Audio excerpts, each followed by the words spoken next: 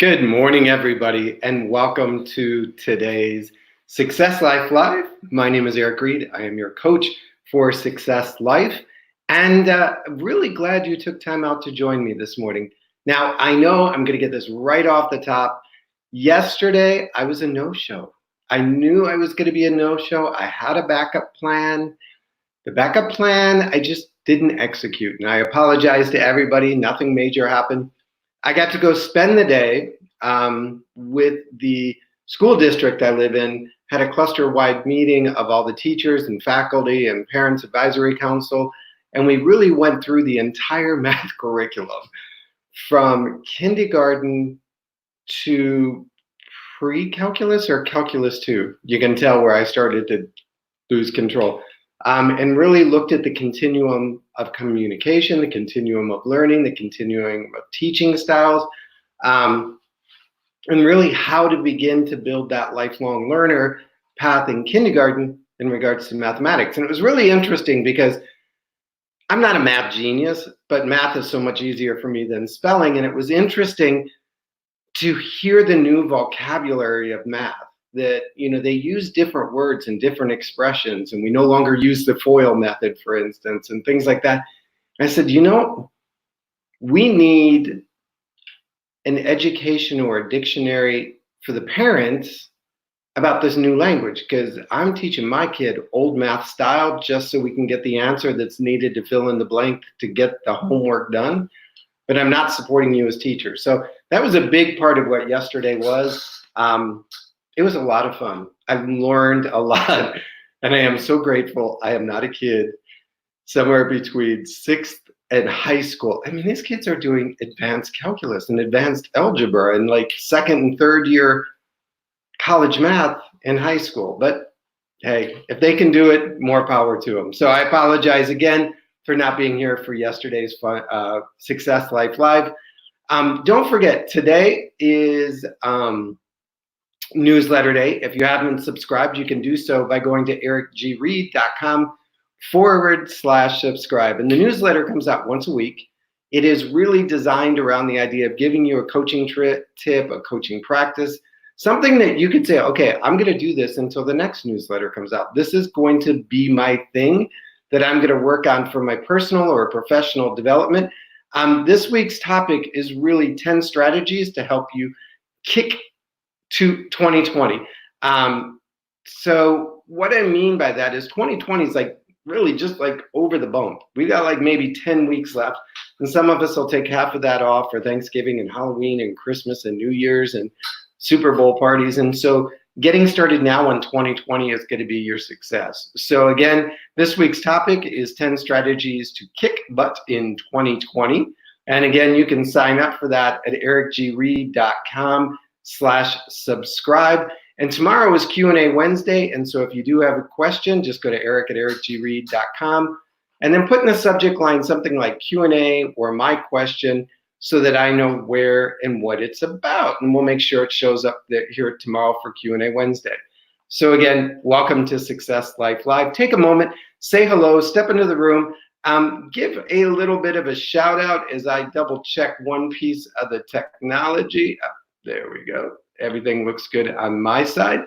Good to see everybody in the room this morning.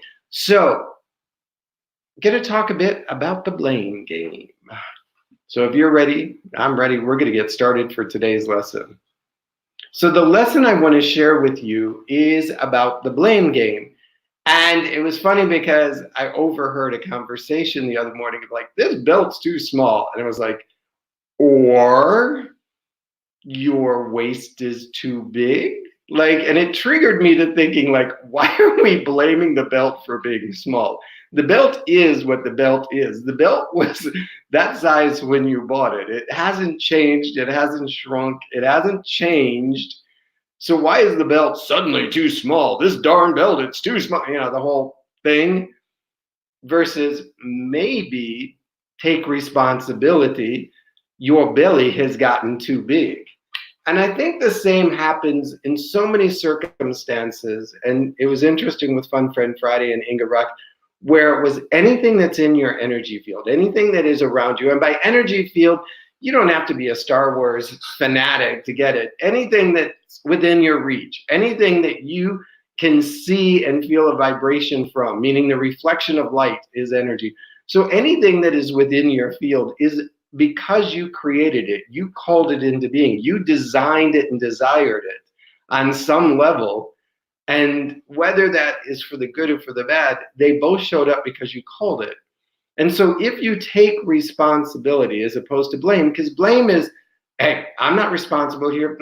This is not my problem. I did not do this. I did not create this. This is not of my making. Or this happened before I was born. This isn't my responsibility because it's my parents, my culture, my gender, society, etc. All of that blame is external. And all of that external blame means that everybody else has the power. Everybody else has the control. Everybody else is in charge. And is it really how you want to go through being the victim of everybody else's decision? And so when we begin to blame other people, we begin to leak power, so to speak. We become a sinking ship, that everything that we have about ourselves is slowly being depleted by other people. So, you know, that idea that the belt was too small. No, maybe take responsibility for what you're eating or not eating and how you're exercising or not exercising. Don't blame the belt. The second, and I gave you 5 tips, and I'm going to run through them here. Assuming my tech, there we go. I'm getting so much better at technology this week. So the first one I did was recognize when you're blaming. So awareness is key. Sometimes it doesn't sound like blame, but anytime you are in that, I'm frustrated, and you look outside yourself, that's pretty much a blame thing. So become aware of when and how you're blaming. You may not be intentionally blaming. It has become a habit for you.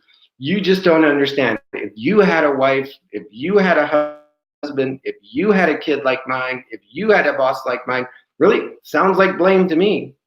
You don't understand. If only, sounds like blame to me. The second is self-blaming is good. It's better to take ownership. So when I say self-blaming, don't do that in a negative sense. Don't do that in the slapping yourself or, punishing yourself. But wait a minute. Okay, I'm responsible for this. My tire did not blow because it was having a bad day and it wanted to be evil to me. My tire blew because I've known for the last month or so when that guy at the gas station said, you really need to get some new tires. Those are looking pretty shabby. And I put it off and I delayed it. My tire did not blow and make me late to work because the universe is operating against me and they just want to see me crushed and crumbled. No, my tire blew because, again, I didn't take responsibility for it when it was time. That be empathetic. Like, okay, we all make mistakes. We all sometimes screw up. We sometimes lose focus and control. So have empathy on yourself and then have empathy for other people. Just, grant yourself grace. I always laugh that the Christian faith is built around this concept of grace and grace and grace. And yet the minute that we try either to extend it to somebody or receive it ourselves, we get all like, no, I'm not worthy. And It's like, just say, look, I'm a work in progress. I made a mistake. I didn't pay attention. I didn't take responsibility. I didn't take action when I could have. It's going to be a rough day, but I'm going to get through it and I'm going to learn from it. And then don't let the problem bind you. And what I mean by that is so often we get in this trap of like, and we feel like our lives are limited by the events around us. And we begin to blame everybody and everything. And then we start to take responsibility. And it's like, okay, I'm just going to be the victim. If I'm responsible for this, then I don't have the tools, the talents, the knowledge, the ability to fix it. So I'm just going to sit here and I'm just going to be the worst person. Come on. Wake up. If you created the problem, you can solve the problem. If you had the energy to create the flat tire, then you have the energy to create the solution. Whatever is going wrong, remember that polar opposite, that bi living that we have. If there's a negative, there's a positive. Now you have a choice to move to the center and look at what the both perspectives are, and then make a choice to either return to the negative or move to the positive. It's your choice. So don't let it bind you. Don't let it control you. Don't let it own you. My mother used to say, if you're having a pity party, you're probably doing it alone because nobody's going to participate. And anybody that comes to the party, do you really want them as lifelong friends? I mean, they're good for maybe 1 or 2 sessions, but after that, even they start to drain on you. So again, this idea of taking responsibility struck me when I heard this belt's too small. It's like, no, that belt is the exact same size it was when you bought it. You have changed, and you either need to adapt and create a new environment, or you need to figure out what needs to change for you to fit back into the environment that you desire. You know, the quote that I put on this today was, don't blame your shadow for the shape it's in. It's only a reflection of you. And so if you're not happy with the reflection that's showing up in your life, in your job, in your relationships, in your fitness, in your finance, it is only the reflection. It is only the shadow of you. And you can't walk around blaming the shadow. You have to look at the source of the shadow. All right? Well, I thank you for joining me for today's Success Life lesson. I saw a couple of people jump in the room. Good morning, Andrea. I think Elizabeth is here, a few others. Don't forget, tomorrow is Q&A Wednesday. You can send your questions to eric@ericgreid.com. Put in the subject line Q, and I'll try and come up with the A. If it's personal, professional, business, strategy, whatever, let me know. Branding, book writing, all the things that I do, I am here to try and provide an answer to you. And then don't forget, today is Newsletter Tuesday. And if you haven't signed up, you're going to want to, because the rest of the year is really packed with a lot of great learning tips. A lot of it, because we're moving into the end of fourth quarter, the beginning of first quarter, is about goal setting, goal writing, business planning, personal planning, strategies for success, any and all things that you need to hit 2020 at a full-on pace and bust through all those negative behavior habits. And today's topic is 10 strategies to kick 2020's butt. And so make sure you tune in for that. And like I said, subscribe at ericgreid.com. Subscribe, and let me just jump over here. Good morning, Al. Good to have you in the house. Good morning, Elizabeth. I'm checking to see who else snuck in. Good morning, Andrea. LaFortine Eddie. I hope I did that right. Can I just go with Eddie? Because LaFortine, my French isn't that good. But I like that name. I'm going to have to figure out what that means. By the way, we're using StreamYard. If you haven't used StreamYard, it is a free service. It's better than Zoom, better than BeLive for me. Good morning, Michelle. I will put a subscribe button down if you want to test it. You get a $10 coupon if you use the link that's somewhere in my feed or that will be in this feed. But one thing about it is I'm seeing a lot of other people using it. So go to StreamYard.com/Facebook, and it's going to say, may we acknowledge basically what it's saying is, when you're in a StreamYard conversation, can we announce who you are based on your Facebook profile? That's all it's asking for. It's not like scanning your contact list or your friend list. It's simply saying that when you show up in a StreamYard conversation, would you like to use your Facebook profile? It makes it easier, because then I get to see who you are, and I get to see that you're coming in from Facebook and all of that kind of stuff. So I know, more technology. But the neat thing is, with this, it's easier to edit. And if you haven't started seeing some of those SL nuggets, they are coming out, the Success Life Nuggets, and then chop up the Fun Friend Fridays to little mini bits so you can have sort of niblets of wisdom throughout the day. Good morning, Rose. And then it also makes it easier to have it immediately available for you on the YouTube channel and over on the group page if you want to check it out there throughout the day. So it really is designed to make things better for you. And then our Fun Friend Friday guests love it, because it's quick and easy to connect. Good morning, Mohammed. Good to have you here as well. So that kind of wraps up today's Success Life Live.